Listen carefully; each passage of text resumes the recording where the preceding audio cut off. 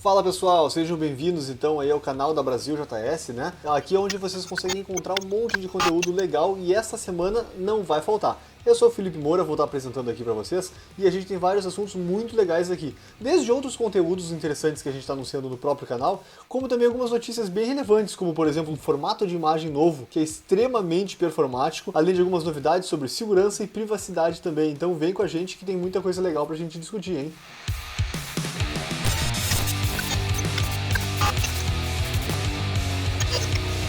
E a gente começa a semana com um anúncio de dois novos conteúdos no canal da Brasil JS que são muito relevantes. Um deles é um vídeo em que o Jason está entrevistando o Ian Braga, justamente para discutir ali um pouquinho sobre como é que funciona a arquitetura de software dentro da GUP. Então é mais um daqueles vídeos em que o pessoal traz uma experiência realmente de como funciona, né, com os problemas que eles enfrentaram, desafios superados. E, muito ao encontro disso, nós temos também uma palestra que o Ian Braga deu, justamente no evento da Brasil JS, e que agora a palestra está também disponível no canal do YouTube. O título da palestra é Monorepo, uma história de sucesso. Então, como um repositório único, ele conseguiu ajudar eles a resolver diversos problemas. Então fica a dica aí, são dois conteúdos muito legais, bastante relevantes. E também, claro, se vocês não estão inscritos no canal, tá aí uma grande oportunidade, né? Já aproveita, se inscreve no canal, clica naquele bendito daquele sininho para receber as notificações, que tem novidade aí toda semana, né?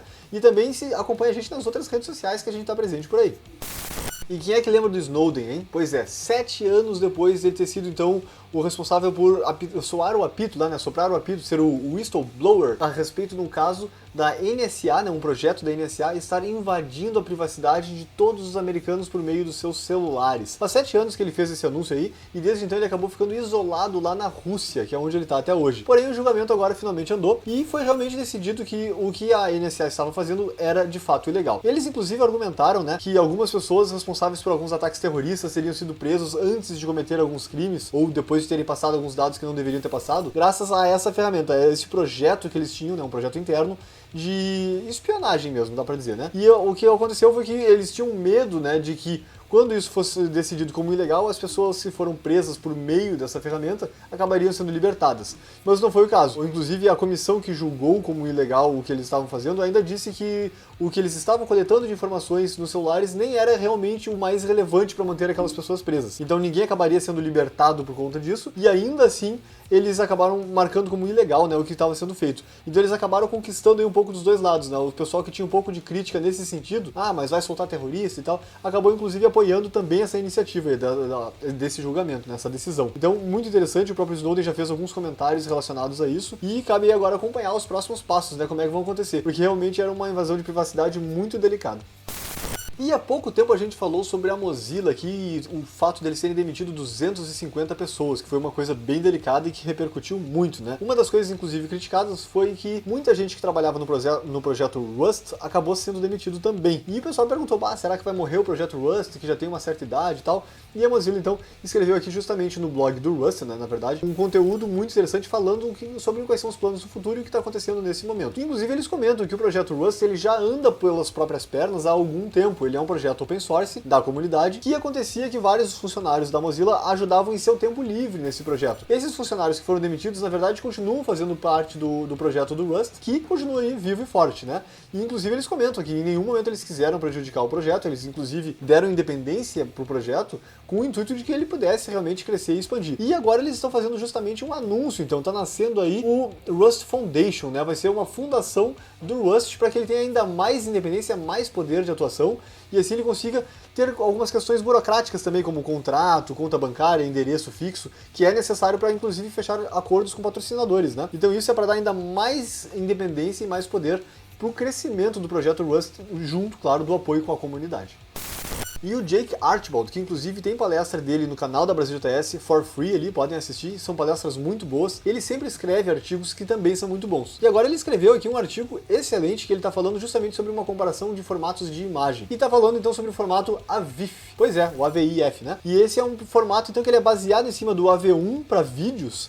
E ele é muito otimizado, e ele comenta inclusive que agora o Chrome para desktop, o Chrome 85 já tem suporte, o Firefox está trabalhando em cima do suporte, o Chrome para Android em breve deve ter, e ele acredita que o Safari ali com a Apple vai entregar em breve, até porque a Apple foi quem estava por trás da criação do AV1, então talvez eles tenham um pouco de interesse até nesse tipo de formato. Mas é muito legal que ele faz aqui, inclusive, mostrando como é que tu pode fazer para utilizar o AVIF esse, e ter um fallback, né, para browsers que ainda não tem o suporte, e ele mostra as comparações de uma imagem para outra, como é que tu consegue ter, e é impressionante, ele consegue levar imagens de 70K para 12K, sabe? E tu não perde praticamente nada da qualidade. Ele inclusive tem uma ferramenta que tu consegue visualizar ali, né? Ficou muito bom, e as técnicas que ele mostra ali combinam, né? Algumas técnicas, na verdade, que tu consegue comparar o JPEG com o WebP, com o original e tal. E inclusive uma delas que eu achei mais relevante, deixa eu achá-la aqui, é uma que fala sobre o PNG com transparência. Então o PNG com transparência, ele tava em 84K, e aí no final ele fica com 13 no formato AVIF, ainda mantendo a transparência. Então é um formato muito promissor de fato, eu com certeza vou começar a brincar com ele aí em breve, e essas ferramentas que ele está justamente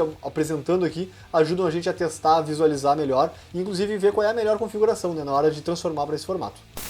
E decorators no JavaScript são outro assunto, né? Um outro tema que tem muita discussão aí, já faz algum tempo que o pessoal vem falando e entra, não entra nas discussões lá do TC39. Agora tem mais uma proposta, na verdade é uma alteração da proposta que já existia, né? Para ser discutida na próxima reunião do TC39, que está falando justamente sobre decorators para algumas coisas mais específicas, eu achei bem interessante. Por exemplo, tem um decorator logged, então tu bota ali o @logged, né, antes da tua função, e o que vai acontecer é que aquela função deve ser logada, então, quando ela começar e quando ela terminar. E eles até citam alguns outros decorators que poderiam ser muito convenientes nesse sentido, como deprecated, debounce ou memoized. Então são realmente alguns exemplos convenientes. Eu, pessoalmente, não sou um fã muito grande dos decorators, mas eu sei que eles têm suas vantagens e tem muita gente que é adepta, então acho que com certeza podem se tornar uma boa adição para a linguagem.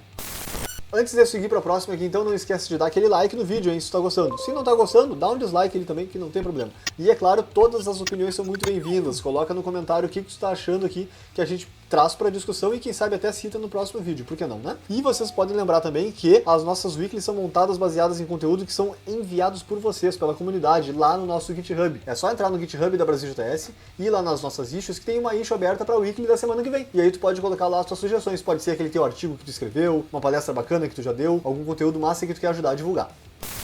E quem me conhece sabe que eu adoro falar de PWAs, né? Progressive Web Apps. E nós temos aqui uma palestra, então um vídeo muito bom, na verdade, produzido pelo Maximiliano Firtman, que, de novo, a BrasilJS sempre tem conteúdo bom, né? Tem uma palestra dele no nosso canal do YouTube, é excelente também, ele dá umas palestras muito boas. E agora aqui ele tem essa palestra que ele tá falando justamente sobre publicando as PWAs em App Stores. Ele explica ali o porquê, né? E essa era uma das grandes questões que as PWAs tinham, que a gente tinha um pouco de receio na hora de utilizar, na hora de adotar as PWAs, porque a gente tinha um pouco de medo de, mas eu vou desenvolver uma PWA, não vou ter a versão nativa para poder ser instalada, não vai ser indexada numa store, né? Como é que eu faço? Então ele tem uma palestra aqui justamente onde ele está trazendo os benefícios de fazer esse tipo de port, né? Como fazer, qual é o caminho mais fácil e quais as dificuldades, inclusive, que ele enfrentou, né? Quando ele foi aprender a desenvolver desse formato aqui, dessa forma. Então realmente é uma palestra muito boa, que vale a pena assistir no YouTube e está acompanhada também de um pequeno post ali onde ele descreve um pouco do que ele está falando.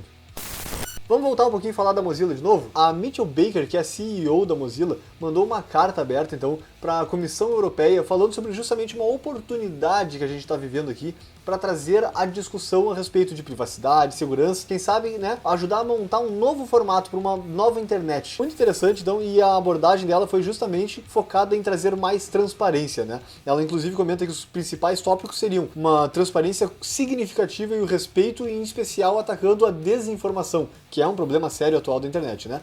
E ser também mais efetivo na hora de dar responsabilidade a quem tem responsabilidade pelos dados, né? E, inclusive, ajudar a dar crédito para quem tem crédito também. Eles falam muito sobre também uma evolução aqui do ecossistema de publicidades, que é muito problemático, vem encaminhando, né, a passos curtos aí algumas coisas para evolução, mas ainda tem muita coisa para melhorar, e aí ela comenta sobre isso aí, como isso é importante, né, e como é importante também, então, ter uma maior diversidade de markets, né, locais que são responsáveis por distribuir conteúdos ou apps, etc. São pontos importantes, e ela mandou essa carta lá, diretamente para a presidente, né, que é a Ursula von der Leyen, que é a presidente da Comissão Europeia, justamente para que possamos utilizar esse momento para discutir, trazer à tona esse tipo de assunto que é realmente de uma relevância enorme, né? E a Comissão Europeia, inclusive, sempre esteve mais aberta, né, a escutar o pessoal da tecnologia na hora de tomar certas decisões.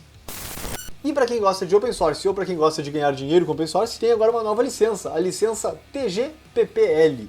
Então é bem interessante que a ideia, vou até ler aqui o que ela significa, Transitive Grace Period Public License. Então a ideia é que essa licença te deixe ter um software que ele é pago, ele é fechado, entre aspas, né?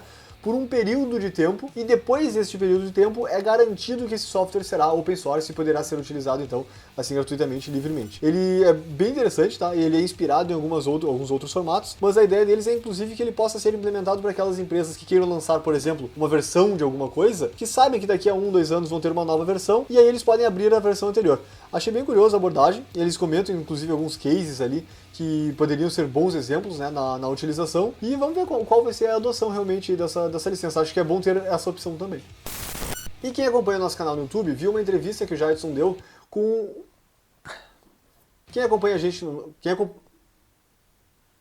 o nosso canal no YouTube viu uma entrevista que o Jadson fez com o Rui Adorno sobre as novidades que estavam para vir no NPM. Pois é, a gente cumpre o que a gente promete. Agora o NPM está aqui anunciando então o beta 8 da sua versão 7, né, para a gente poder testar. Pode instalar ele lá passando o npm @next-7 para poder testar a versão beta já e assim mandar feedback para eles também. E é hora da gente ser um pouco mais filosófico aqui, a parte da frase da semana. E a frase é a seguinte: só porque você cresceu com a internet, não quer dizer que a internet já está bem crescidinha. A internet ainda não está tão madura como a gente pensava, né? E a gente está acompanhando, tentando evoluir ela cada vez mais, mas é importante ficar de olho aí. E com isso eu me despeço então, muito obrigado a todos os colaboradores que foram lá no nosso GitHub deixar as suas opiniões, suas sugestões, e espero que nos vejamos aí na semana que vem ou na semana seguinte. Um abraço e até lá!